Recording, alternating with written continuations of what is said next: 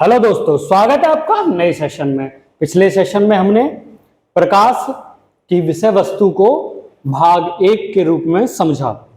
आज हम भाग 2 के रूप में लेंस को समझेंगे, मानव नेत्र को समझेंगे, मानव नेत्र से जुड़े दोष को समझ रहे होंगे इस सेशन में।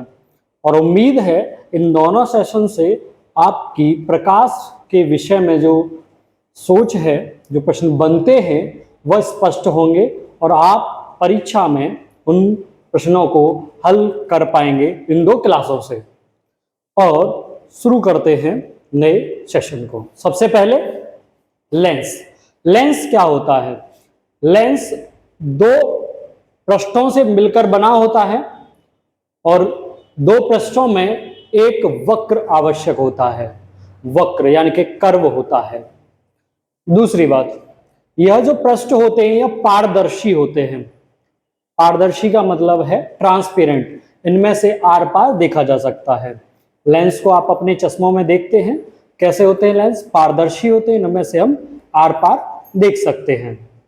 तो देखें, लेंस 2 पृष्ठों से घिरे पारदर्शी माध्यम के अंश को लेंस कहते हैं। लेंस 2 प्रकार के होते हैं, उत्तल लेंस और अवतल लेंस।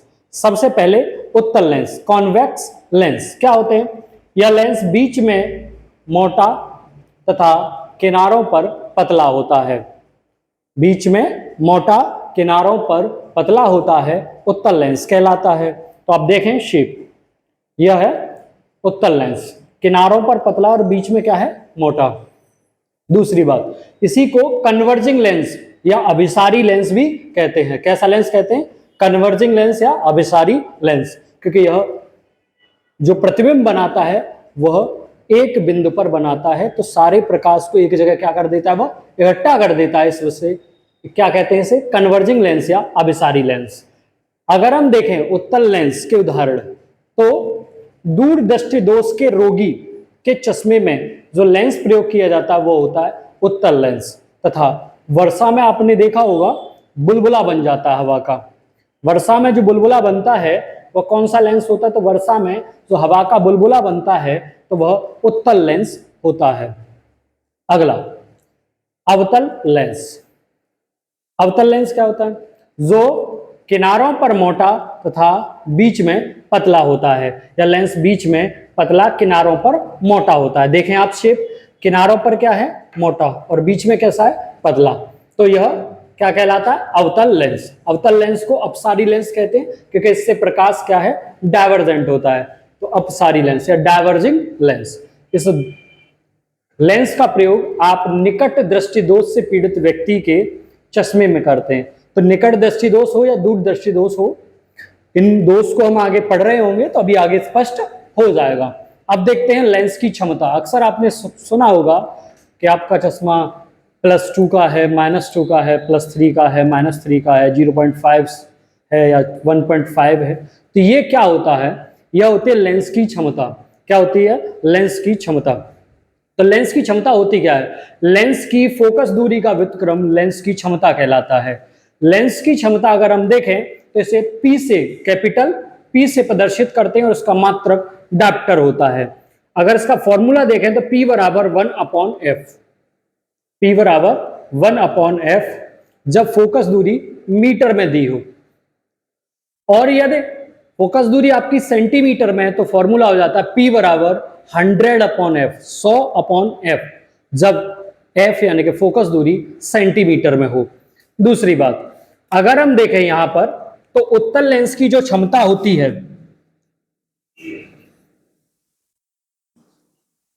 उत्तल लेंस की क्षमता सामान्यतः क्या होती है? धनात्मक होती है, जबकि अवतल लेंस की क्षमता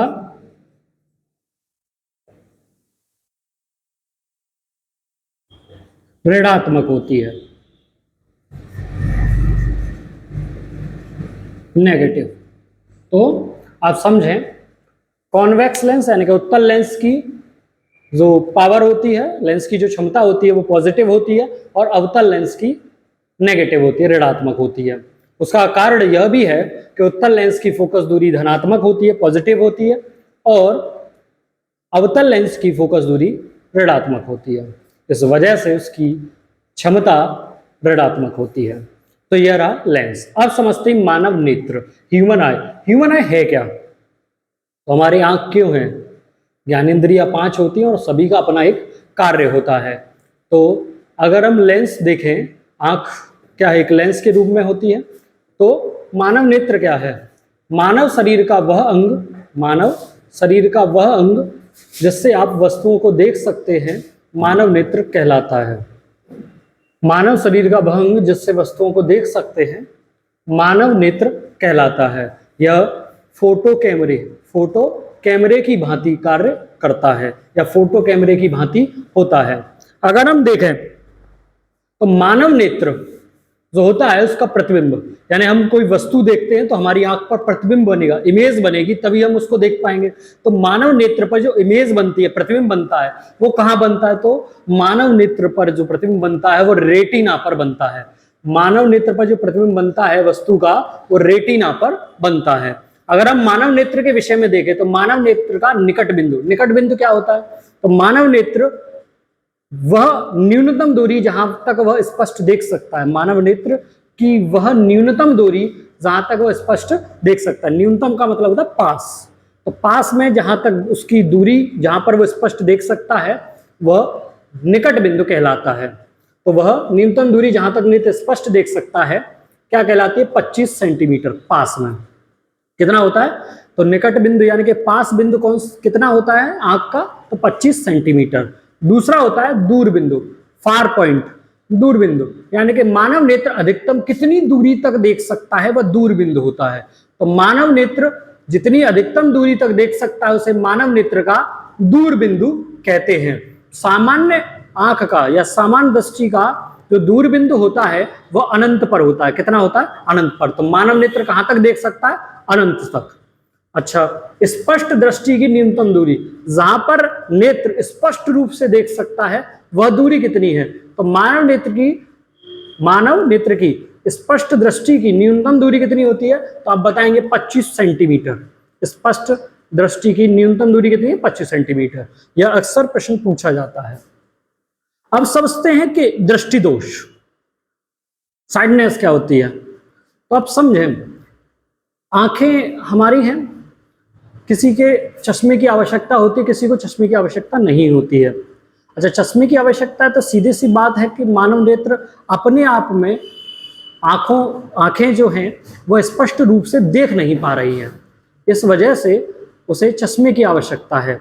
तो ऐसे व्यक्ति को जो दोष है उसे दृष्टि दोष कहते हैं, आंखों का दोष कहते हैं। तो दृष्टि दोष क्या होते हैं? मानव नेत्र का स्पष्ट न देख पाना दृष्टि दोष कहलाता है। तो अब हम देखते हैं दृष्टि दोष के प्रकार। ठीक है, तो दृष्टि दोष कई प्रकार का होता है। सबसे पहले निकट दृष्टि दोष, शॉर्ट साइडनेस, इसे क्या बोलते हैं? मायोपिया। क्या बोलते हैं? मायोपिया। निकट दृष्टि दोष को मायोपिया भी कहते हैं। इसमें होता क्या है? इस दोष से पीड़ित व्यक्ति निकट का तो स्पष्ट देख सकता है, दूर का स्पष्ट नहीं दिखाई देता। अब नाम से तो उल्टा लगता है कि निकट दृष्टि दोष है, तो लगता है जैसे निकट का नहीं देख पा रहा, मगर उल्टा है। निकट दृष्टि दोष में निकट का तो स्पष्ट देख सकता है किंतु दूर का स्पष्ट नहीं देख पाता। और इसका उपचार जब हम करते हैं तो जिस लेंस का प्रयोग किया जाता है इस दोष को दूर करने के लिए वह होता है अवतल लेंस, कॉनकेव लेंस। तो निकट दृष्टि दोष क्या है कि इस दोष से पीड़ित व्यक्ति निकट का तो स्पष्ट दिखाई दे जाता है, उसे देख सकता है किंतु दूर का स्पष्ट दिखाई नहीं देता। इस दोष को दूर करने के लिए अवतल लेंस का प्रयोग किया जाता है। इसे निकट दृष्टि दोष या मायोपिया कहते हैं। क्या कहते हैं? मायोपिया कहते हैं। दूसरा दूर दृष्टि दोष, हाइपरमेट्रोपिया। हाइपरमेट्रोपिया क्या होता है? दूर दृष्टि दोष, दूर का तो स्पष्ट दिखाई देता मगर निकट का स्पष्ट नहीं दिखाई देता। तो इस दोष से पीड़ित व्यक्ति को दूर का तो स्पष्ट दिखाई देता है मगर निकट का स्पष्ट दिखाई नहीं देता, और इस दोष को दूर करने के लिए उत्तल लेंस का प्रयोग किया जाता है, और इस दोष से को दूर दृष्टि दोष या हाइपरमेट्रोपिया कहते हैं। अगला है जरा दृष्टि दोष, या जैसे जरा दूरदर्शिता भी कहते हैं, प्रिशोपिया। क्या कहते हैं, प्रेस्योपिया। तो जरा दृष्टि दोष क्या होता है, उम्र के साथ जब हम बढ़ते जाते हैं तो वृद्धावस्था में व्यक्ति को ना तो दूर का स्पष्ट दिखाई देता है और ना पास का स्पष्ट दिखाई देता है। तो ऐसे जो दोष होते हैं तो न तो स्पष्ट दिखाई दे रहा है दूर का, न पास का स्पष्ट दिखाई दे रहा है। तो इस दोष से पीड़ित व्यक्ति को जो रोग है, जो दृष्टि दोष है, उसे क्या कहते हैं, जरा दृष्टि दोष। ठीक है, और इसको दूर करने के लिए द्विफोकस लेंस, बायफोकल लेंस का प्रयोग किया जाता है, उत्तल का भी और अवतल का भी। अक्सर आपने देखा होगा कुछ ऐसे पीड़ित व्यक्तियों के जो चश्मे होते हैं, उनका जो लेंस होता है उसमें ऐसे बना होता है, ये जो ऊपर है वो अलग लेंस है, जो नीचे है वो अलग लेंस है। जो ऊपर होता है वो होता है अवतल लेंस, कॉनकेव लेंस, और जो पास नीचे की तरफ होता है पास का देखने के लिए होता है उत्तल लेंस। ठीक है, तो ऐसे दोष से पीड़ित व्यक्ति को द्विफोकस लेंस या द्विफोकल लेंस की आवश्यकता होती है, और यह उम्र के साथ वृद्धावस्था में बढ़ता जाता है। वर्णांधता, वर्ण के प्रति अंधता, यानी कि वर्ण यानी कि रंग, और अंधता यानी कि रंगों के प्रति भेद नहीं कर पाता है ऐसा व्यक्ति। तो इस दोष से पीड़ित व्यक्ति रंगों में अंतर नहीं कर पाता, रंगों को स्पष्ट नहीं देख पाता है, उसे वर्णांधता कहते हैं।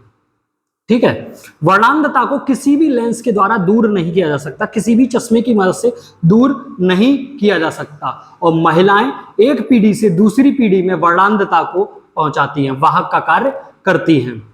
दुनिया के एक बहुत अमीर आदमी और फेसबुक के संस्थापक मार्क जुकरबर्ग को वर्णांधता है, कलर ब्लाइंडनेस है, इस रोग से वह पीड़ित हैं। इसलिए आपने फेसबुक का रंग देखा होगा तो व्हाइट या ब्लू होता है, क्योंकि वह उसको स्पष्ट देख पाते हैं, ग्रीन या रेड में उसे शायद न देख पाए वो स्पष्ट, इस तरह, इस वजह से फेसबुक का रंग ऐसा है। और फेसबुक के मालिक हैं, कलर ब्लाइंडनेस से पीड़ित हैं मार्क जुकरबर्ग।